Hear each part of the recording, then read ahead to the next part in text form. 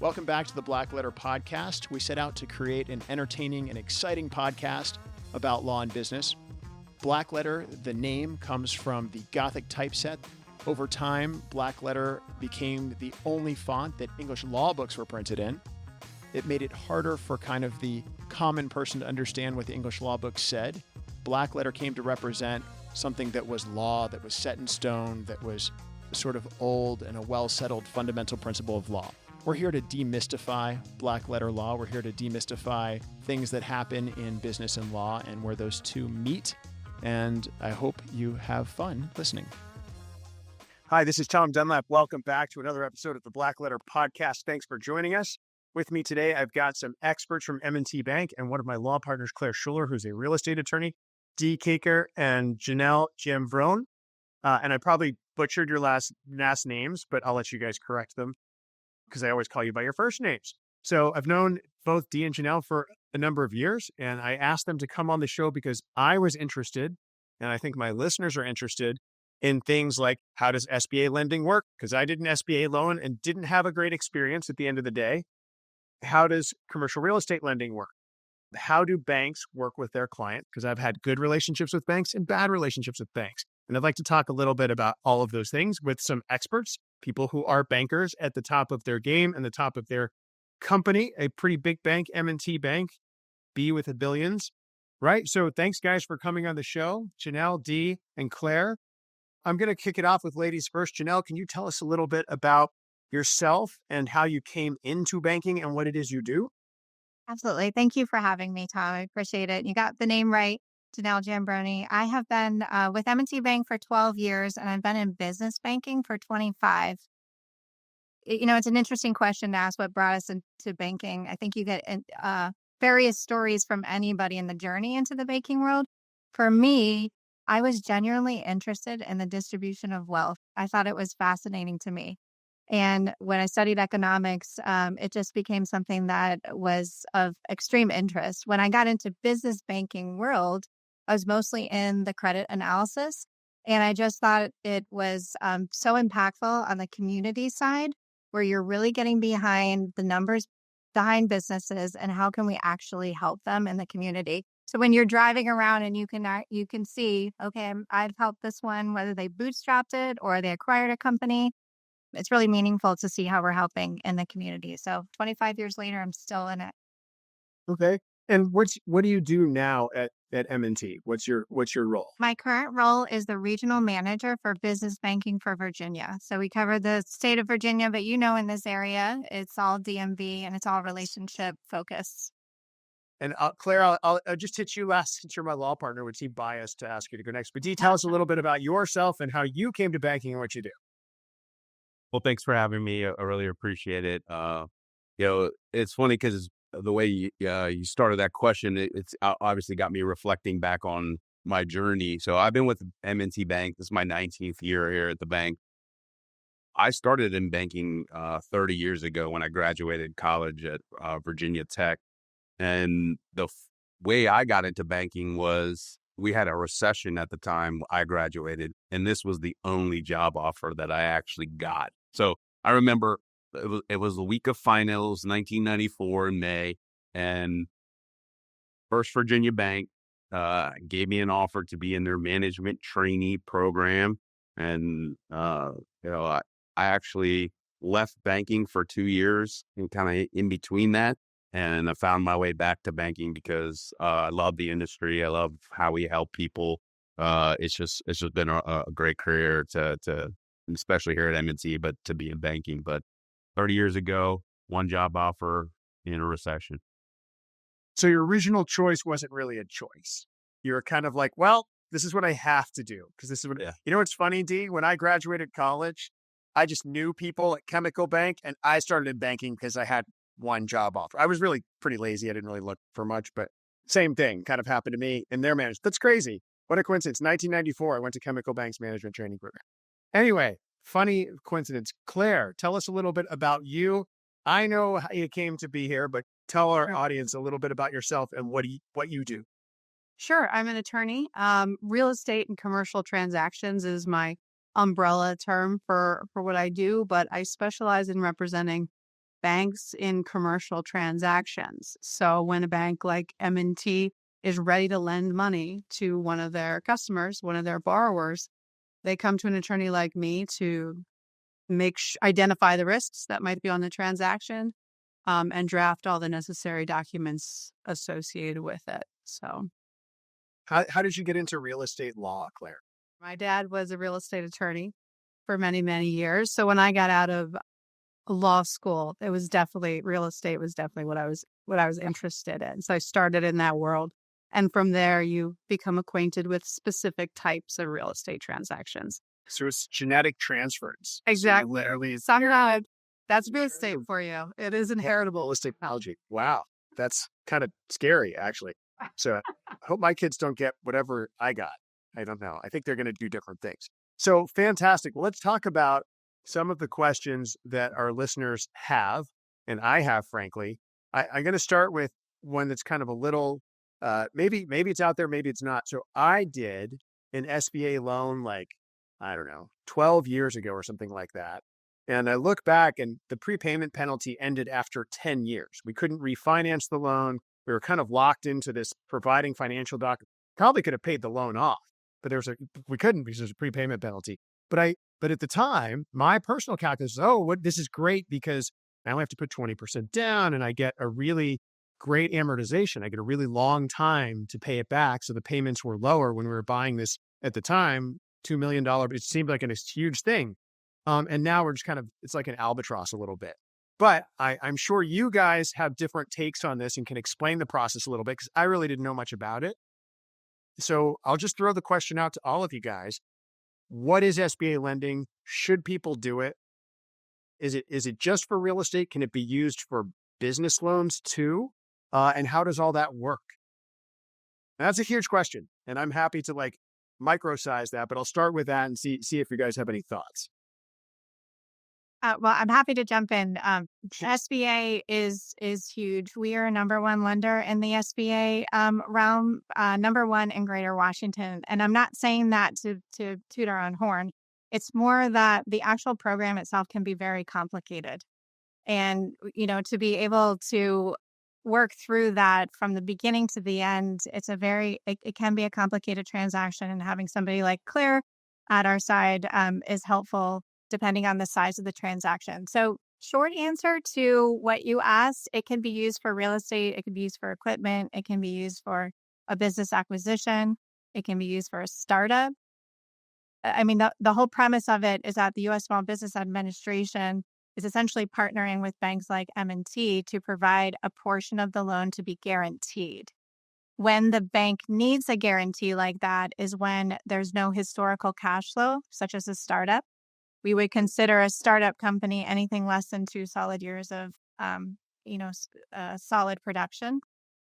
Or if you've got a collateral shortfall, which is typically the case when you do a business acquisition, you're primarily buying goodwill. There's usually not a huge amount of equipment that's going to be your collateral. So if there's historical cash flow that's not there, time in business, or that collateral cash flow, the SBA comes into play. And then another situation, if it's real estate or specialty property, it can have the lower down payment. So 20% is a typical down payment on real estate, but it can be 10 or 15, which is a great option if you want to preserve that capital for cash flow. But to your point, Tom, you got to weigh everything in there in terms of what is the prepayment penalty. If it goes past 10 years, there will be a prepayment penalty up to that point. Otherwise, there actually is none. So it serves a purpose for so many different businesses, depending on the life cycle of it. And that's what I would say is our job to figure out. And you can add a little more flavor from how you see applications come in. But generally, we tell people you don't need to worry about whether it's SBA, non-SBA, this type of loan or that type of loan. We'll gather all of your financials and then advise you as to what makes sense so you can weigh those pros and cons, primarily lining it up with what are your priorities? Like, what are your priorities to pay it off soon? Or how much do you want to put down? And here's like I said, the pros and cons on either side. I don't know if I'm going to add. And that's what I want to emphasize, because that's when somebody comes to M&T Bank, they're not specifically looking for an SBA loan. They're looking for help. They're looking for advice. And so our bankers, go through a lot of questions depending upon, how we can help and how we can listen and how we can best position them to succeed. That may require an SBA enhancement, but, a lot of times it doesn't. And, depending upon the criteria and the circumstances, what they're trying to accomplish, we're able to customize solutions. And if it just so happens that it needs an SBA enhancement, so be it. So we will go down that advice hole. What I talked about, what I would love to talk about is our SBA process. During PPP, a lot of banks didn't get the mousetrap right. M&T was one of the banks that got that mousetrap right. Can you just tell everyone, remind everyone what PPP is from the COVID era? It's been a couple of years now, so yeah, it might be it was companies that were shut down due to the pandemic that the government had a program that allowed them to keep their doors open or to stay in business so that, if the employees were at home, that they didn't have fear that they were going to lose their job. So it helped with things like rent and payroll and whatnot. So it was a program that the government set up. And as long as those criteria were met, those loans ultimately were forgiven.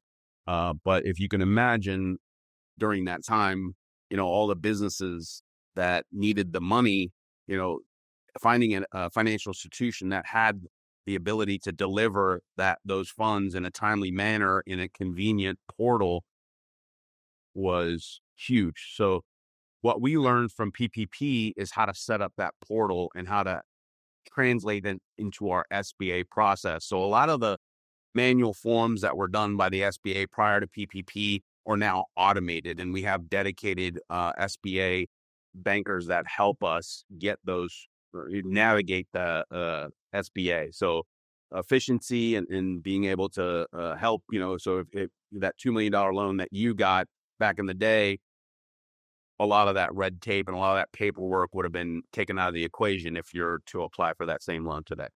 Yeah, it was a lot of work. So let me ask this. There are different kinds of SBA loans. I'm aware of something called a 7A loan and a 504 loan. What are the different kinds of SBA loans and where are they used? So the 504 loan relates only to real estate and equipment. So when you do actually have the hard collateral, and we partner with another company where the bank provides two loans up front, one's at 50%, the other one's typically at 40%. And then that 40% is a bridge loan that gets taken out in the secondary market. So that's for real estate and equipment, and that can allow as little as a 10 to 15% down payment. The 7A loan, you can have an express if it's a smaller amount, $350 or less, or it can go up to $5 million. The 7A, it really depends on the exposure size and what we're financing, but typically that's going to be on a 10-year amortization, which is a lot longer than generally the useful life of an equipment, or just, let's say, if it's an acquisition or a startup capital injection loan. So 10 years is really helpful because essentially it provides some cushion in their cash flow that they can choose. Again, if it's under 10 years, there's no prepayment penalty, unlike the real estate because it's longer. Right. So they can choose to pay it down faster, or they could reserve that capital and let it go to the actual 10 years. So it gives them a little bit of a wiggle room as they're growing or expanding or whatever the case may be. And I will say in general, we see those loans typically paid off within 3 years. Okay. And if they're not, I would say that's a great point in time where you've got at least 3 years of solid cash flow, ideally, that then a bank can look at conventionally to move it to a fixed rate term loan. Right. Gotcha. So I guess broader question about how businesses interact with these loans. So we have a lot of clients that are in the cyberspace, they're government contractors, almost universally have close to no assets, certainly no tangible assets. Usually it's software or a program or services or contracts. They have booked contracts. How does the SBA process figure into things like that in terms of collateral? Does it look at the value of those contracts? obviously the laptops are worth probably nothing. And most people are either remote or they're working at the agency that they're contracted with. I mean, that's a huge number of clients in the DMV area. So how does that factor in? Or are there more conventional loans because they don't have that kind of collateral? Or are they good people for SBA, good businesses that for SBA loans, candidates for SBA loans? It's on a case by case basis. Obviously, we're going to look at the financials and make recommendations. Typically, for government contractors, they're really interested in lines of credits, and usually it's to fund timing differences in terms of when they expend money and when they expect to get that money back.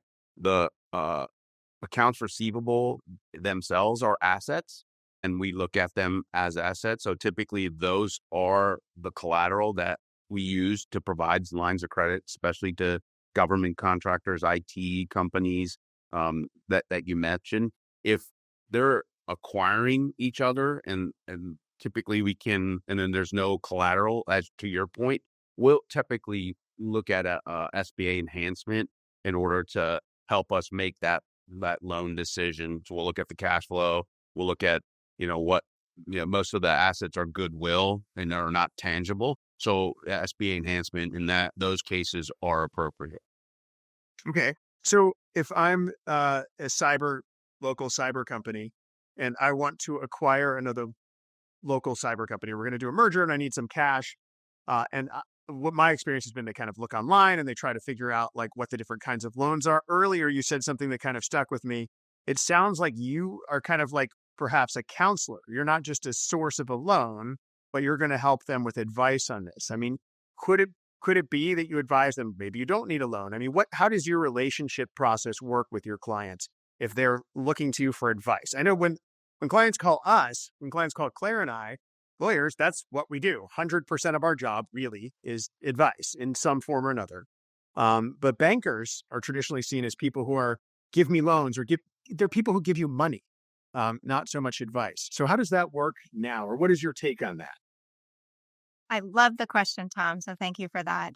If I can get the terminology changed at all, I would be not to call us bankers, but to call us advisors. Couldn't you change the title of call your people advisors? Well, they are called relationship managers. And that's on purpose because it is to fully manage a relationship. To your point, people equate banker with loan.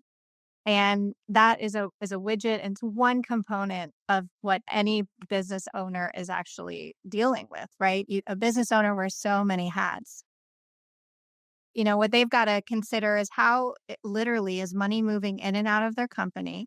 Are they protecting it from fraud? Are they maximizing money that's sitting there? And, is it credit card? Is it the line of credit? All of that. And is it working to their advantage? Which is, I would say, our job to look holistically at all of that, to then give advice to say, here's what I would recommend in all of these areas. In fact, if we're just presented with one area of that, such as a loan, that usually is the doorway to, hey, let's talk to a variety of banks. But if we're not doing our job, if we're just looking at that, because there's so many pieces to the puzzle. So I love that you use the advisor word. That's what we hope to be. And I would say, to that point, I think one of the things that we pride ourselves on in the advice realm is your earlier question on the government contractor space. Whether it's SBA or non-SBA, we want to let them know, how do you figure out what is a good line of credit size? Often if somebody comes with an application, they'll say, I want as much as I can get. And that can be almost a red flag for us of like, well, how would you manage that? Believe it or not, we do not want to over leverage our clients. In fact, we're very careful about that. We want to essentially look at something from an absolute worst case scenario. If it went into complete default, we had a pandemic or who knows what happened, how could not only the bank mitigate our risk of being paid back, but how could that business owner and their family and the employees survive after that? So that's why we want to set somebody up with the appropriate amount of debt, the ability to repay it, and that we have secondary and tertiary forms of repayment so that it's not just because we'll get this a lot where it's, well, hey, you can take this real estate and you got plenty of equity in there, but don't worry about the fact that we've been losing money for the last 3 years. like, I understand that, but we're not collateral lenders to that point either. Because as an advisor, we don't want to go in and sell anything if we don't have to. But two, it's appropriate to really, frankly, underrate that cash flow and how reasonable is it. And that's where I truly see us as an advisor and part of the circle. And the core advisor circle is with the business owner. It's really the CPA, the attorney, and their banker advisor. Gotcha. So let me shift gears a little bit so I can drag Claire into this a little bit as well. So let's talk about real estate lending. How does that differ from SBA lending? If I go to buy a building and I have cash flow and I have the ability to pay the rent in the building, but I want to purchase something, I don't want to just rent and send my money down a rental anymore. And I go to talk to my banker, how do I figure out if I'm a business, what I can afford? Or how does that start? I know how many people I have. I know what I need. Let's say I need 10,000 square feet and I have 25 employees and I want to leave room for growth and we're going to do small offices, something like that. And I think I need a $33.5 million building. I have my eye on. What do you guys do? What's the math? Not the exact math, but what's the advice or the calculus? Where do you go with that? I would say my back of the napkin thing that I would say to anybody who's like, hey, what can I afford? We're really looking at your profit and loss statement. What is your net income number? And then you would add back any non-cash expense like depreciation or interest expense or amortization and see what is your net cash available to pay not only the proposed debt that you're asking for, but existing debt that's on the balance sheet. And what number you want to come out with is you don't want it to just be 1-to-1 break even. You want to have at least a 20% cushion on top of that. So we call that ratio a debt service coverage ratio. So the net income available to pay all debt should be at a 1.2 ratio to what your debt is. So that's something that I think, again, from the advisor standpoint, is really kind of easy to walk somebody through that of say, let's look at your tax return. Let's see what it looks like year to date. Gives you a framework. That's a starting point. The other thing is sometimes they do have the cash flow, but maybe their balance sheet is underwater. Maybe, there's not any equity on there because they did a major acquisition and they're still paying that down. So you take into all those variables into account, but starting with that cash flow would be the first point of analysis. So so I borrow money, we get to that, you say, here's your loan, here's your commitment letter. What is the loan process? And how does a lawyer figure into this process? So usually, especially on a real estate backed transaction, the lawyer comes into play after those initial, the borrower or the customer and the banker have already figured out what loan product is best for the borrower, what basic financial terms are going to make sense for both the borrower and the banker. So they come to the attorney with, here's what we would like to accomplish as part of their term sheet with the borrower. And then my role would be to make that happen. So I would be looking at the asset and making sure that it's owned properly by the borrower and what needs to happen in order to properly secure that real estate. Is there a sale happening that I need to be taking a look at and reviewing? And then also, what are the terms and what documents are going to be needed to make that happen? So most of the heavy lifting is already done by those bankers who have figured out what loan product actually works for the borrower. And then I just get everyone to closing in as smooth a way as I possibly can, while also trying to make sure that there aren't risks that haven't been dealt with, that haven't been identified. And if I'm identifying those risks, then we're trying to come up with a reasonable solution to let everyone continue on and get to closing. Okay, so question for all of you guys, something that's on my mind in every aspect of law and banking and the economy. There's a new administration coming in, significantly different than the current administration. I've heard a lot of things tariffs are going to affect the economy. Is any of this stuff that's happening, this change, let's just say what it is. It's a new administration where we're kind of 180 degrees from the last administration in terms of political realm, but is that 180 degrees in terms of economics? Are we in a good place? Are we in a bad place? Are we in a better place? I mean, I'll just tell you, my stock account, my brokerage account is a lot better just on news of this, but that doesn't mean anything to me. So what does it mean for the lending industry, for the real estate industry? And I'll throw in another thing is a lot of companies, I know Amazon Morgan Chase just did this week. Everybody's back to work now. They're trying to force people into real estate. Companies are because they have this real estate. What does that mean for real estate? And what does that mean for you guys in terms of lending? What's going to change? That's a huge question. I'm just opening it. That's a huge can of worms. Let's pull the worms out one by one. So what do you guys think? I'm very bullish on 2025. I know that for us, lending has been kind of a challenge in the past with a higher rate environment and a lot of restrictions placed on banking. But with 2025 coming, I think, with interest rates starting to creep down a little bit, they still, obviously we look at inflation and other data points to determine what ultimately is going to happen with our interest rates. But, from all the conversations that we have had internally, we have Wilmington Trust that advises us on a weekly basis, which is our investment arm that talks about, what's coming down the pike in 2025. So what that leads me to believe is that our loan demand is starting to tick up. I've already seen it with the 2025.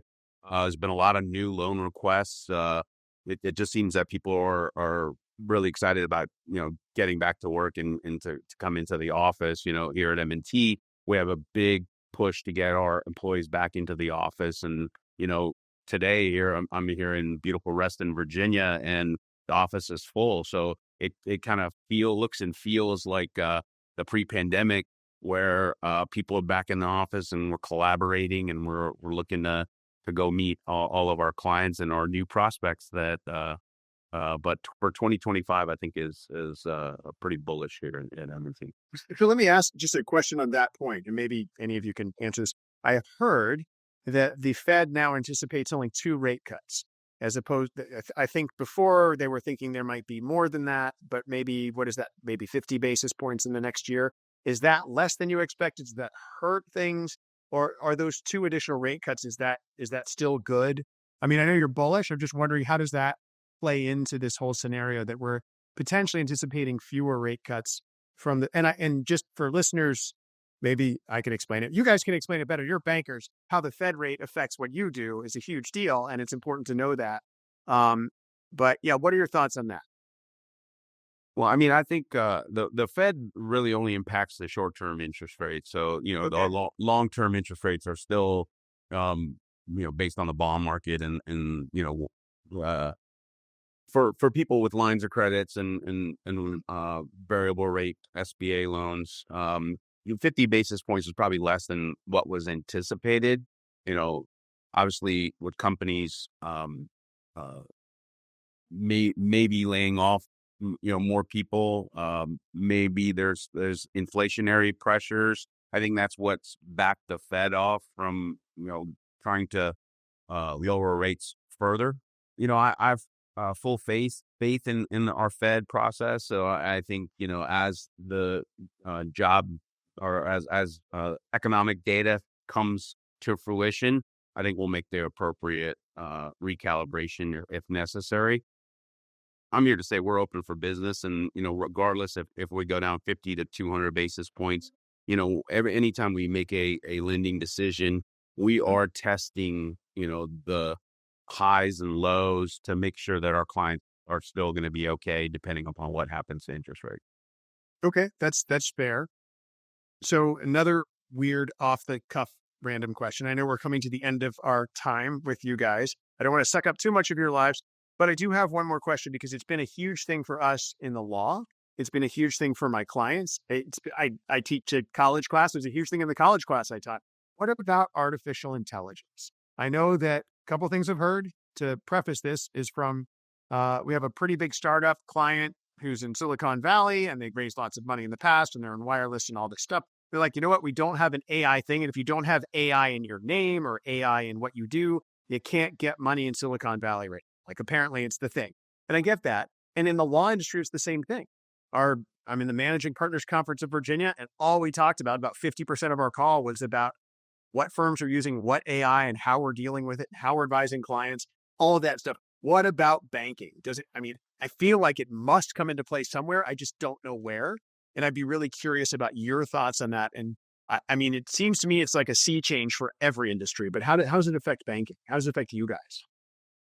Yeah, it's one of those things that exactly what you're talking about, and even how you're incorporating it in your industry is something that we have to include as a resource. It definitely needs to be utilized. But I think the way that we see it, because we're a highly regulated industry, but even if we were not, it's a tool that has to be managed by human beings with the input and the output. That's as simple as it. I think I can describe it, where we absolutely need to use tools like that for efficiency's sake, but it's not going to deviate from us from a risk and a legal standpoint, and making sure that we are shored up as far as, regulatory. We always want to protect our clients and our employees, and it would really just be how are we using it as an application to find efficiencies, but not necessarily replacing anything or any department as a whole, at least in the near future. That's a good statement, probably, for any M&T employees listening. You're not being replaced by a robot, so that's good. So I guess final question to wrap it all up, what advice do you have for businesses? What advice do you have for people who are maybe interested in becoming commercial lenders? What advice do you guys have? Is it 1, 2, or 3 things, whatever it is? I like to kind of get like nice sound bites at the end here. I'll say really quickly, as far as anybody interested in commercial banking, we are always looking for good people. And it really is about genuinely building relationships. We're not transactional. So people that are interested in helping business owners from, the entire life cycle, we want to talk to them. As far as business owners go, I will say the one thing that I see often is that depending on the size of the company, they will start their banking relationship, understandably, with their personal bank. I mean, they have no reason not to. But I'll just put out there, you don't know what you don't know. And business banking is just like you have a personal bank, so should a business. And that's where the advisory circle comes into play so much more, in terms of you could kind of hobble along, whether it's your own money, it's money from investors, or it's money from the bank. But how do you really make sure that you're on the growth trajectory that you need to be, and having every penny and every person in your advisor circle work as much as possible? So I would explore you don't know what you don't know. And on the referral basis, see who recommends what and why, and expand that network. So your advice really is a banker needs to be part of the traditional advisor circle of lawyer and accountant. You should add banker to that advisor circle. And business. That's what it sounds like to me. Yeah. Yes. Do you know your banker? Yeah. Yeah. Do you have anything to throw at us? Do you know your banker? That's the test. Can you pick up the phone and call your banker? And same thing. Can you pick up the phone and call your lawyer? And someone like DBL and M&T, I think is a great testament to how together we can go and just help small business, and that's all we really want to do is help. At the end. So that's your litmus test. Is your advice to businesses is you've got to know your banker, you've got to know your lawyer, got to know your accountant. And I'll be honest, our banker for a long time, partly because we had an SBA, I knew his email and his phone number. I don't think I've ever met him in person. So, and it's been like 15 years. Kind of interesting point. And so, Claire, anything you want to throw advice-wise? I guess I would say with respect to closing a loan, or what you do, commercial real estate. Yeah. Mm-hmm. I guess my broad advice would piggyback on our earlier SBA conversation, which is commercial loans and commercial banking products are extremely complicated. But it shouldn't be the borrower or the customer that has to navigate those levels of complication. So you definitely, if you're looking at an SBA loan, you want to be working with an SBA lender, someone who does that all the time and understands that product in and out, because they'll be able to handle the complication and their customer will be much more comfortable throughout the process. So that would just be something to keep in mind. Awesome. So you're saying go with experts in the field. That was a softball pitch to Dee and Janel. I think you guys are like, we're the biggest M&T, biggest SBA lender. So anyway, I love that. Well, thank you all for coming on the show. I appreciate your time. Thank you, everybody, for listening to this episode of the Blackletter Podcast. Get us wherever you get your podcasts, and you can see us on YouTube if you want to see our pretty faces. We'll see you next time.